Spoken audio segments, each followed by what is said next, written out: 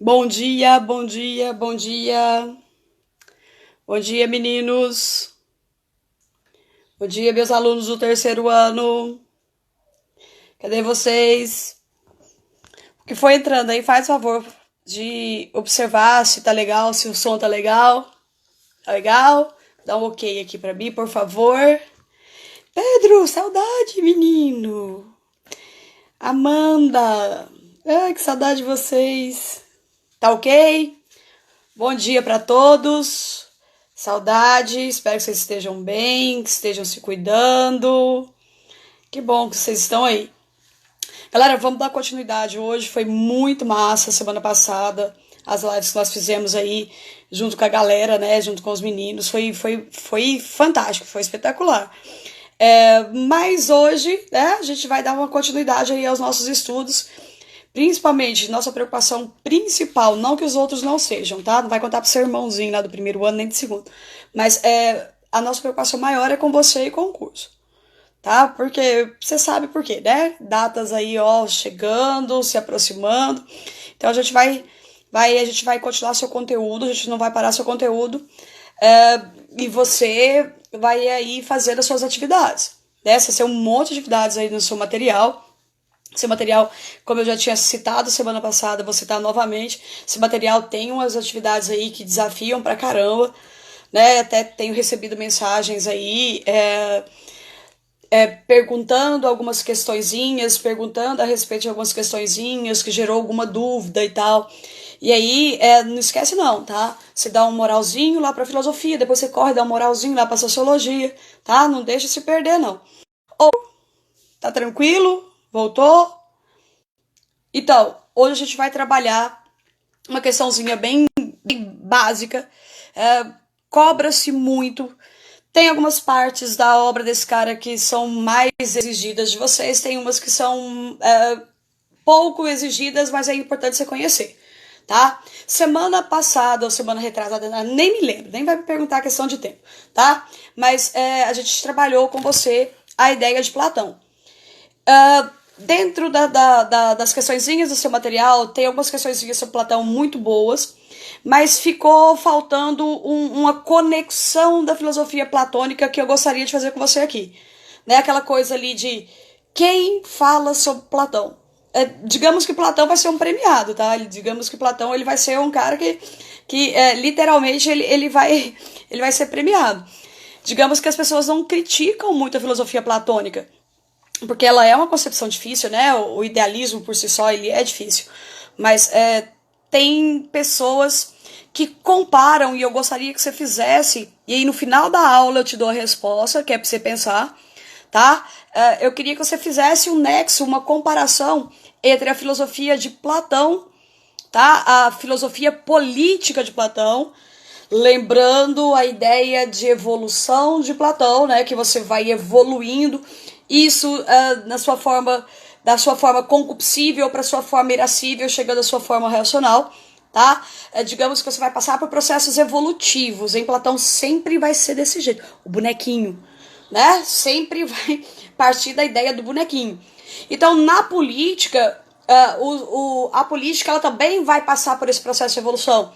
A gente sai de uma tirania concupiscível, a gente passa para uma democracia irascível e pode chegar a uma sofocracia, né? Que é o governo. Hoje, por que você está aqui? Como assim, por que eu estou aqui? Como assim, eu estou aqui? Não, estou aí e aqui. Ah, tá, entendeu, tá? Então vamos lá. Galera, então você passa por uma evolução. Você passou por essa evolução, você vai chegar ao governo de especialistas, que é a tal da sofocracia platônica. Agora, eu queria que você fizesse, porque já pediram isso para você em alguns vestibulares, eu queria que você fizesse esse nexo para mim, tá? Compare a filosofia política de Platão com aquela coisa mais fofinha, com a coisa mais meiguinha. Morgado? Morgado? Não era a aula do outro? Eu acredito que não, que a Yara ontem me pediu para entrar 11 horas aqui com você e 2 horas com o curso. Mas fica aí, tá? a Yara entra e dá um aceno pra gente. Pode ser? Então vamos lá. Continuando. Então você compara a filosofia política de Platão com a filosofia ali do nosso querido e fofo e lindo Maquiavel. Pode ser? No final da aula a gente dá a resposta. Eu tenho certeza que você vai conseguir, né? Não que eu não tenha falado de Maquiavel na sua sala, porque você sabe que eu não gosto muito de Maquiavel, né? Que não é um dos meus preferidos, que não é um dos meus idolatrados, tá? Então vamos lá. Aristóteles. Quem é Aristóteles? Primeira coisa que eu tenho que saber, tem muita coisa sobre Aristóteles. Por que tem muita coisa sobre Aristóteles? Galera, Aristóteles, ele foi aluno de Platão. Então, por mais de 20 anos, Aristóteles, ele foi aquele aluno fofo de Platão, que ouvia as coisas que Platão falava, que ouvia, e aí presta atenção que a nível de terceiro ano é assim que a gente tem que pensar, ele ouvia a tal da filosofia idealista de Platão, tá? Embora não tivesse concordando com a filosofia platônica. Então, durante 20 anos, ele foi ali frequente, né, frequentador da tal da academia platônica, embora não concordasse com a filosofia de Platão. Com a morte de Platão, Aristóteles ele vai começar a criar suas próprias formas de pensar. Oi, Ângela! Ele vai começar a criar a própria forma de pensar. Então Aristóteles ele vai criar uma escola. Ele estava assim, ele estava esperando que talvez ele pudesse ali mesmo dar uma reformada, ser o tutor agora com a morte de Platão, né, ser o tutor da academia platônica e tal. Isso não aconteceu. Então ele ficou um pouco frustrado. E como ele não concordava muito bem com a forma de pensar do seu mestre Platão, o que ele resolve fazer? Ele resolve fazer uma nova forma de conhecimento. Né? Ele resolve criar uma nova escola. Essa escola é chamada de Liceu, onde você vai estudar todas as ciências de forma peripatética. O que significa isso? Os alunos de Aristóteles são chamados de alunos peripatéticos. Ou seja, galera, eles vão sair em busca do conhecimento, tá? Eles vão em busca do conhecimento. Então, eles vão sair daquele ambiente de ensino e vão conhecer na prática. Hoje, na faculdade, a gente fala que isso a gente chama de estudo de campo, né? Que é colocar em prática aquele conhecimento que você tem ali dentro da visão teórica. Então, partindo disso, a gente chama os alunos de Aristóteles de alunos peripatéticos. E um dos alunos de Aristóteles extremamente peripatético, né, que é aquela coisa de colocar a teoria em prática, um dos mais conhecidos, não que seja o único, mas um dos mais conhecidos, é ninguém menos, ninguém mais do que Alexandre. Alexandre, aquele cara, né, que conquistou toda a terra conhecida, toda a Grécia, né, ele fez uma expansão, que inclusive é um linkzinho para a nossa próxima matéria, né, a expansão territorial promovida por Alexandre, o discípulo de Aristóteles, ela vai provocar uma perda do sentimento, do conhecimento, da ideia do que é ser grego. Porque ele vai promover uma expansão territorial tão intensa, e essa expansão territorial vai promover uma nova forma de se pensar enquanto cidadão, que vai ter que mudar outras concepções, que aí é o que nasce a chamada filosofia helenística. Mas a gente fala isso num próximo encontro, tá? Então, o principal discípulo de Aristóteles, o principal aluno peripatético de Aristóteles é Alexandre. Alexandre, ele vai colocar em prática algumas características da filosofia aristotélica, tá? Embora Alexandre tivesse algumas críticas em relação ao seu mestre. Né? Todo discípulo tem, você sabe como é que é a brincadeirinha, né? Todo discípulo tem lá suas desconsiderações em relação ao seu mestre. Aquela ideia de superar o mestre, ela vai estar presente em tudo. Então, Alexandre, ele vai falar que a visão, principalmente a visão, presta atenção aí, anota aí no seu caderninho. A visão política de Aristóteles, ela é maravilhosa, ela é perfeita para dentro dos muros gregos. Então, se você estiver falando da ideia da territorialidade grega, da ideia de cidadania grega, da ideia do grego, a postura, a ideia política de Aristóteles, ela é perfeita. Agora, se você sai desses citado aí a ideia de muros, né, mas entenda aí dessa forma bem subjetiva, se você sai desse território grego, o tipo de política proposto por Aristóteles, ele não ia servir de nada. Né? Então, fora dos muros da Grécia, Aristóteles, ele não ia valer muita coisa. Lembra lá, né? Todo discípulo, ele tem essa visãozinha aí de superação do seu mestre. Então tá aí, ó. O Aristóteles, ele vai fundar uma própria academia, né? Que ele vai chamar de Liceu, que é diferente de Platão, onde a gente, infelizmente, né? E aí dá pra você ter esse nexo, já dá pra você ter essa ideia. Não dá pra gente ficar visitando o mundo inteligível, voltando ao mundo sensível. Então, o Liceu de Aristóteles, ele é mais amplo, é um estudo mais prático da teoria. O Aristóteles, ele fazia questão que os seus alunos, eles acompanhassem na prática a teoria que era proposta no seu liceu, tá?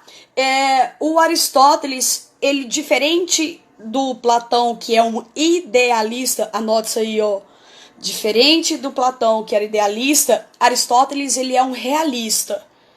Qual que é a diferença entre idealista e realista? Lembrando lá, se eu estou falando que você é idealista, eu estou falando que você determina as formas de conhecer o objeto. Então, você pode conhecer o objeto da sua forma concupiscível, você pode conhecer o objeto da forma irascível, ou você pode conhecer o objeto da sua forma racional. É você que determina as bases de conhecer o objeto, você é o idealista.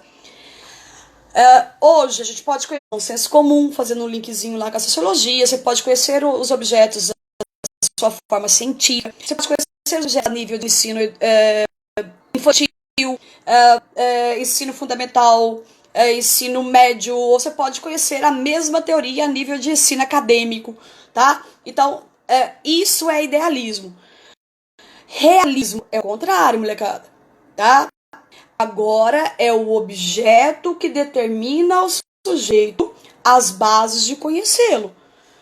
Então, é o objeto que vai determinar a gente as formas de conhecê-lo, tá? Professora, eu não entendi. Como assim? Lembra de eu falar para você, lá no segundo ano, que o Aristóteles, ele tem uma filosofia chamada heliomorfismo, onde ele fala que você conhece os objetos partindo das características do objeto. Por exemplo, o objeto, esse objeto aqui, tá? Ou esse objeto aqui, ó, verde. Esse objeto aqui, ó, o lápis, ele tem uma matéria, tá? Ele tem uma forma, ele tem uma causa eficiente e ele tem uma causa final.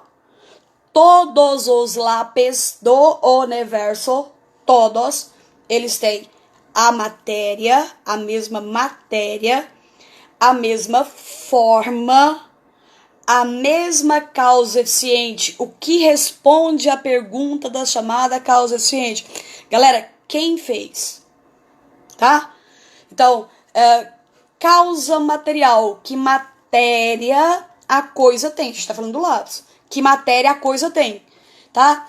Causa formal, que forma a coisa tem. Causa eficiente, para que essa coisa, e a gente tá falando do lápis, foi feita. Causa final, né? Causa eficiente, quem fez a coisa? Que coisa? O lápis. E causa final, para que essa coisa foi feita. Voltando aqui, ó. Matéria a coisa tem, forma, né, causa formal, a forma a coisa tem, que coisa? Qualquer coisa. Causa eficiente, quem fez a coisa, e causa final, para que a coisa foi feita. Então, Aristóteles, ele observava os objetos, e a partir dos objetos, ele fazia essas 4 perguntas, né? A tal da forma, a matéria, a forma, quem fez e para que foi feito. Tá vendo que é o objeto que vai determinar para mim as formas de eu conhecê-lo? É ele que determinou para mim por exemplo, que eu posso conhecê-lo partindo da função dele. Ele foi feito para escrever. Pronto, foi ele que determinou isso. Isso é o que nós chamamos de realismo. Não é idealismo. Não é eu que vou determinar, por exemplo, que isso aqui pode escrever, isso aqui pode machucar alguém, isso aqui pode prender o cabelo. Não sou eu que estou determinando, é ele. Ele determinou para mim que todos os lápis têm a mesma matéria, a mesma forma, a mesma causa eficiente, que é quem fez, e para que foi feito. Professora, mas suponha que o lápis ele não sirva para escrever. Digamos que nós vamos utilizar o lápis para prender o cabelo. Galera, nesse caso, para explicar essa exceção que um lápis, ao invés de escrever, ele serviu para prender o seu cabelo, o Aristóteles chama essa especificidade ou essa característica que faz este lápis, esse único lápis aqui, diferente dos outros, ele vai chamar isso de acidente. Então, com esse lápis, ele não cumpriu a causa final dele. Esse lápis, ele foi utilizado para outra finalidade que não foi a escrita. Então, do mesmo jeito o ser humano, tá? Do mesmo jeito. Todos os seres humanos têm a mesma matéria, todos os seres humanos têm a mesma forma humana, tá? Todos os seres humanos têm a mesma causa eficiente, ou seja, a mesma origem, e todos os seres humanos têm a mesma causa final. Tá? Então, partindo dessa perspectiva, Aristóteles ele fala que são os objetos, ou nós, por exemplo, né, se a gente considerar a gente como objeto, nós que determinamos a forma de conhecer. Os objetos que determinam a forma de conhecer aos seres humanos. Tá? São os objetos e não é você. Isso é idealismo. Quando é você que determina as regras, é idealismo. Quando é os objetos que determinam as regras, aí a gente está falando de realismo. E Aristóteles é um realista. Ele achava que ele poderia conhecer tudo, a origem de tudo, a causa final de tudo, partindo dessas 4 perguntinhas. Tá? Você anotou aí?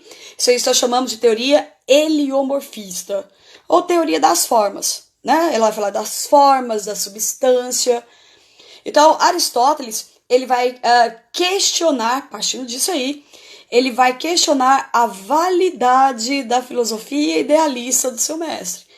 Tá? Ele vai mostrar que pensar em algo inteligível, pensar em algo que está além da realidade, que está além desse materialismo todo, poderia até não estar correto. Tá vendo como é que ele está questionando o seu mestre Platão? Esse acidente é o mesmo que... é o mesmo que o terceiro excluído? O Pedro está perguntando para você se o acidente é o mesmo que o terceiro excluído. Pedro, a ideia do terceiro excluído está dentro de outra perspectiva aristotélica chamada lógica. Tá? Então, elas não têm relação, não. Eu estou explicando para vocês a teoria chamada heliomorfismo. Dentro da lógica, a gente vai ter 3 características. Né? A gente vai ter 3 características. Identidade, não contradição e terceiro excluído.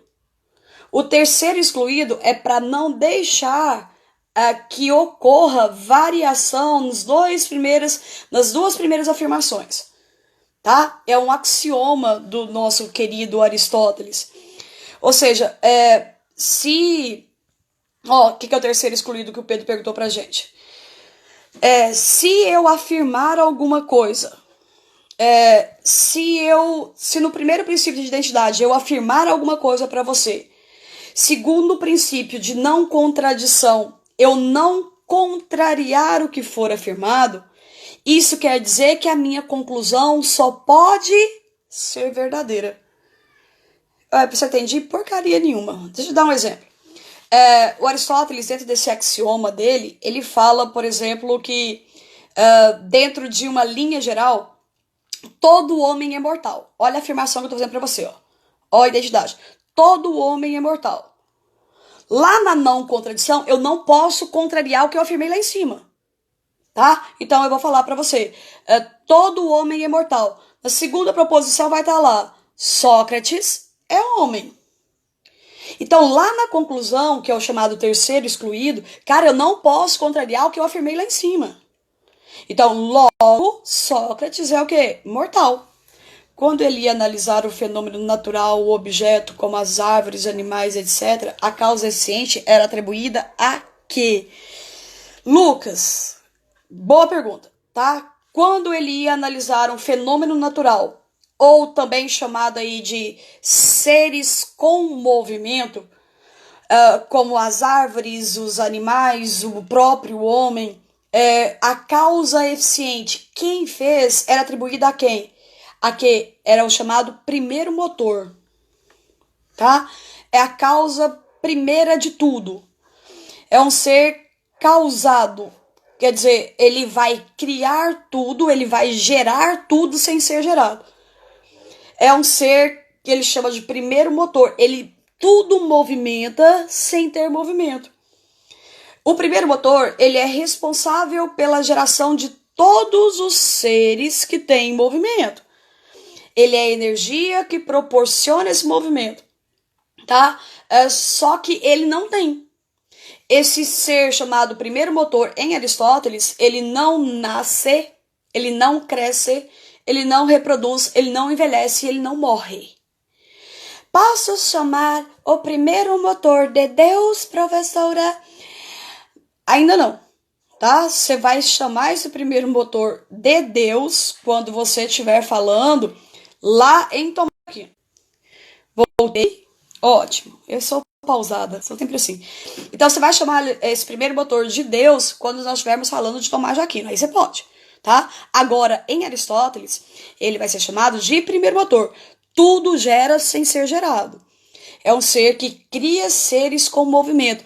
Que movimento é esse? Deixa eu te explicar uma coisa aí. Chama de fofoca de bastidores. O Aristóteles, ele tinha problema de fala. Ele era gaguinho. Então Aristóteles escreveu muito. Como ele não era um tão bom orador quanto Platão, ele escreveu muito mesmo, tá? E ele escreveu, inclusive, como queria funcionar esse tal de movimento. Né? Ele falou que os movimentos funcionavam dentro de uma visão de ato e potência. Eu vou nascer em ato e crescer em potência. Eu vou voltar a ato e reproduzir em potência. Eu volto a ato e envelheço em potência. Eu volto a ato e morro em potência. Também é a última vez que você faz, tá? Então, essa coisa do nascer, crescer, reproduzir, envelhecer e morrer é a ideia de movimento. Só que você não vai encontrar tão fácil assim, né? Ia ser fácil demais, ia ser bom demais. Mas as universidades não vão te cobrar assim. Elas vão cobrar para você o nome que se dá a esse movimento citado por Aristóteles, que foi causado, olha que termo horroroso, né? Que foi causado pelo primeiro motor. O nome desse movimento é atoepotência. Diquinha para não errar. Galera, ato é meu estado atual. Atual.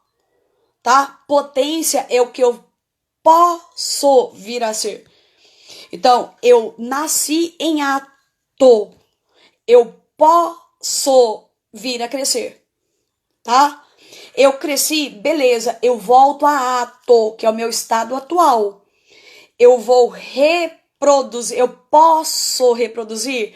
Posso, então eu reproduzi em potência. Eu volto a ato para envelhecer em potência. Eu volto a ato para morrer em potência. Eu volto mais não, tá?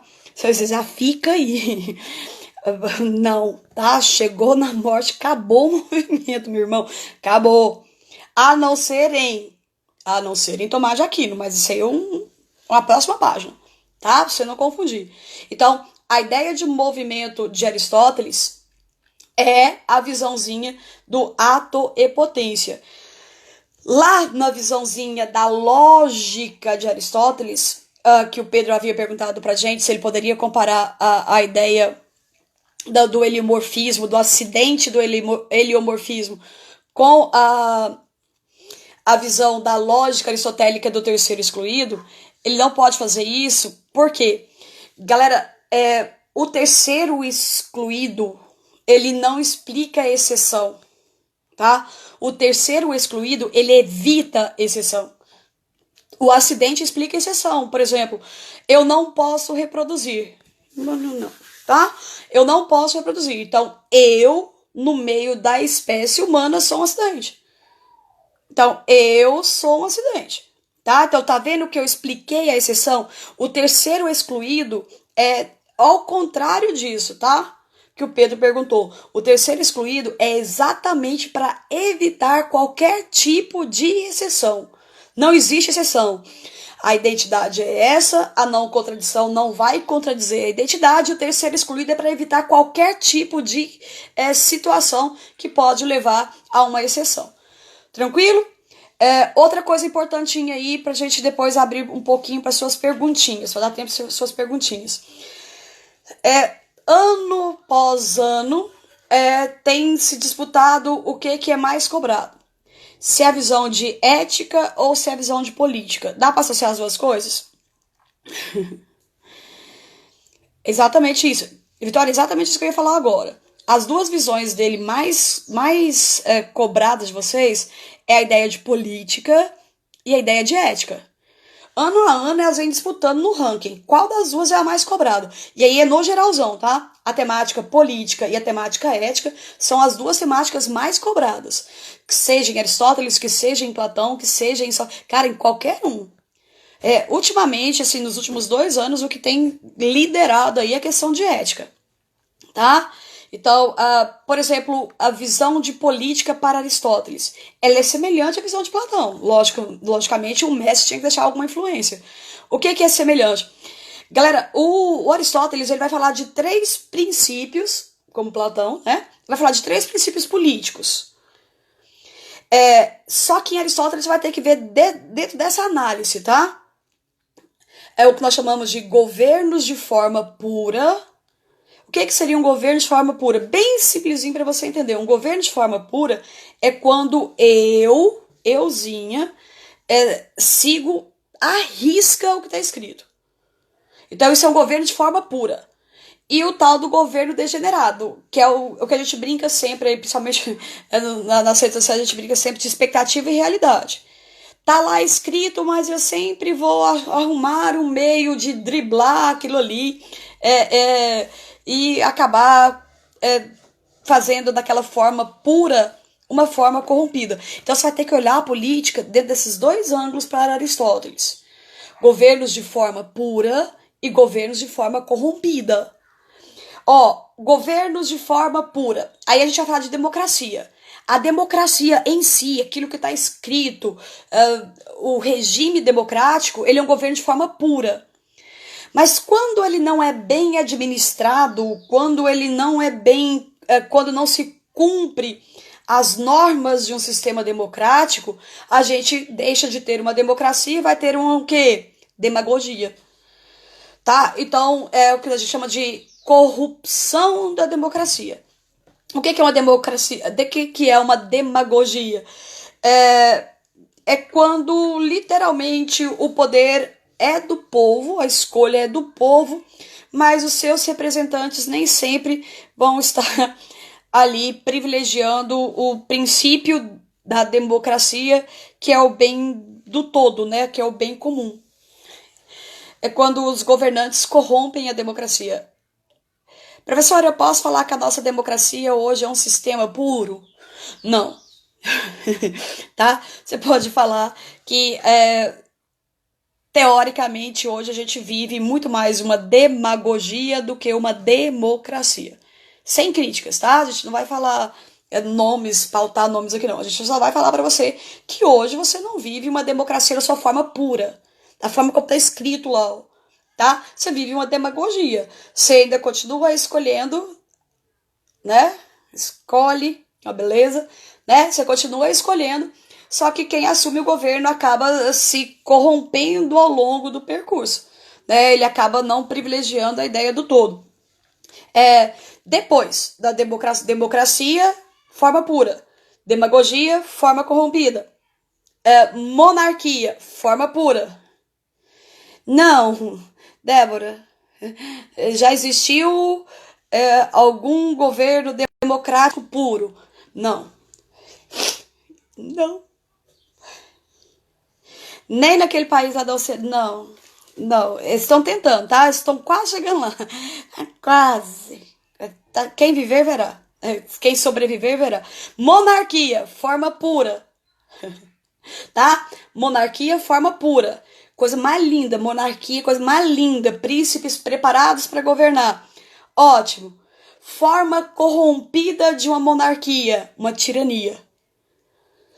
Onde o governo ele acaba fazendo aquilo que ele acredita ser correto, ele acredita ser o melhor, principalmente para ele, tá? Então, se você tem uma forma pura de monarquia, você vai ter um príncipe, legislando para o todo, né? Preocupado ali com os seus súditos e tal. Agora, se você não tem a forma pura, você tem uma forma corrompida. Uma ou outra você tem. A forma corrompida de uma monarquia é uma tirania, tá? E você também tem um regime que a gente chama de aristocracia, que é um governo de poucos, né? A gente poderia hoje associar a ideia de aristocracia muito semelhante ao parlamentarismo. Então você tem poucos governando em função de um todos, na sua forma pura. Então a aristocracia na forma pura. Na forma corrompida, a gente deixa de ter uma aristocracia e passa a ter uma oligarquia, né? Forma corrompida, onde muitos, ou mesmo que seja um número pequeno, né, para si mesmo, né, com relação à causa própria. Galerinha, pronto, fechamos a questão da política de Aristóteles. Na próxima aula eu volto complementando a ideia de ética para Aristóteles, isso aqui é fundamental. A gente vai comparar a ética de Aristóteles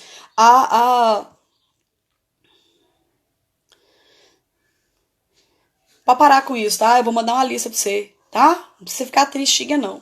Tá, Cintia? Eu vou mandar uma lista pra você. Pra vocês, lógico. Vamos lá comparar a primeira perguntinha que eu fiz pra você. Quero respostas. Eu falei pra você comparar a filosofia política de Maquiavel e eu vou falar depois, Pedro. Corresponde à visão realista ou heliomorfista? As duas. As duas, Pedro, tem que juntar as duas, tá? Elas não estão assim totalmente desconexas, não. Eu pedi para você comparar para mim Platão e Maquiavel. E aí, cadê a resposta? Cadê a resposta? Uhum. 1, 2, 3, cadê você? Cadê minha resposta? Te dá 3 segundos. Nada mais que isso. Compare Maquiavel e Platão. 2, 3. Nossa, gente, pelo amor de Deus. Nem nas redes sociais. Você me envergonha. Lucas, fica bem, meu amor. Deixa disso. Tá? Melhoras. Elde, você respondeu minha pergunta, deu uma travada aqui. Você também não respondeu minha pergunta, Vitória? Tô brincando, não sei. Deu uma travada aqui também. Estão me travando. Olha, como eu não tenho muito tempo, deixa eu te responder. Pera. Bruninha, tô perando. Vai aí. Em ambos os governos tem que ser alguém bom para o cargo. Não. Não é, Pedro. Em ambos os governos, Platão e Maquiavel, tem que ser alguém preparado para o cargo, bom para o cargo, certo? Não. Não. E se eu assumir seu governo por um golpe? E aí? Governantes? Não. Não tem que ser preparados, não, tá? Pra gente não perder muito tempo, que eu tenho que encerrar, galera, vamos pensar dentro da mesma visãozinha a uma forma idealizada de governo em ambos. Débora, quase, né? Foi quase. Digamos que o governo idealizado, ele é o de Platão. Né? O Platão, a expectativa de um governo idealizado, a expectativa de um governo preparado, como também o Pedro citou, Débora, tá? A tentativa, a expectativa de ter um governo preparado para isso, pronto para governar, e Maquiavel é a realidade. Então você tem a tal da expectativa e da realidade. O governante de Platão é o governante da expectativa, né? Você tem a expectativa de ter um governante, de um excelente governante, e do Maquiavel, não que ele não vá ser, tá? Mas é a realidade, é o que você tem. Você pode ter um governo por golpe, né? Você pode ter alguém que sobe ao governo ali através da força, né? Você pode ter um governo não virtuoso, você pode ter um governo extremamente virtuoso. Então, a ideia que se faz entre a análise de Platão e a análise do nosso querido Maquiavel é que o governo de Platão é expectativa, é o idealizado. E o governo de Maquiavel é o que você tem, é a realidade, tá? Então, a gente tem essas duas forminhas de pensar aí, ó. Expectativa e realidade. Digamos que o governo que nós temos hoje, ele é um governo maquiavélico, né? Que é a realidade, é o que nós temos. Ele foi preparado para isso? Né? Pelo jeito você está sabendo que não, né? Vivemos uma forma pura da democracia? Você viu que também não, né? Nós estamos vivendo uma forma... Tá errado, professor, eu colocar na minha redação que as democracias, quando são corrompidas, elas são governos degenerados ou governos corrompidos. Galera, explica direitinho, fala de onde é que é a sua fonte, né? Fala que a sua fonte é Aristóteles. Então, a partir dessa perspectiva, tá errado, não. Tá? Você pode falar que, segundo a análise do pensamento político de Aristóteles, as democracias, quando eram corrompidas, seja pelo governante, ou seja por questões históricas, ou seja por questões éticas, ela se tornou corrompida, ela se torna uma demagogia, tá? Não vai estar errado, não. Só que explica a fonte. Tranquilo? Pronto, mais alguma pergunta? Posso te ajudar? Vou comprar uma camisetinha daqui. Posso te ajudar? Vai ficar bom, não vai? Tenho certeza que vai. Tô brincando. Então, na próxima aula de filosofia, eu vou falar para você, vai lá no seu materialzinho, faz as atividades do seu materialzinho, tá?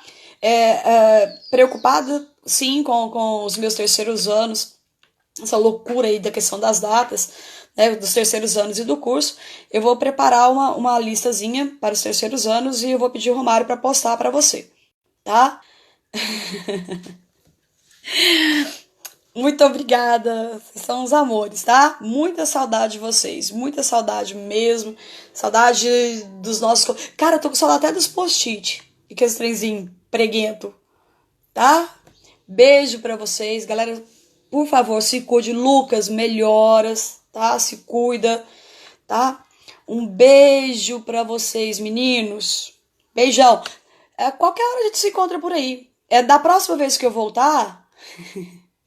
Porque eu tô engordando, né? Eu tô me cuidando, sim, tô brincando. Muito. Lourdes, saudade, meu amor. Na próxima hora que a gente se encontrar, na próxima vez que a gente se encontrar, a gente fala um pouquinho também sobre sociologia, tá bom? Beijo!